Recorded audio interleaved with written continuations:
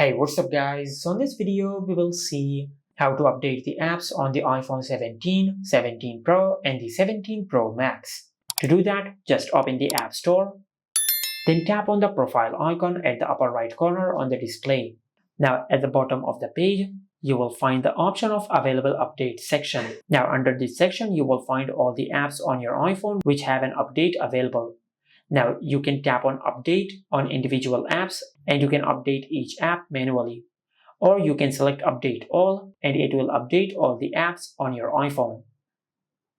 Now this is the manual method to update all the apps on your iPhone. But if you want to automatically update all the apps on your iPhone, for that just go to your home screen and open Settings. Then tap on Apps and from here just tap on App Store. Now in the App Store settings, you will find the option of App Updates. Just enable this toggle. Now after you enable this option, your iPhone will automatically update all the apps on your iPhone. And this is how you can update apps on the iPhone 17, 17 Pro and the 17 Pro Max. Make sure to like, comment and subscribe. Thank you for watching.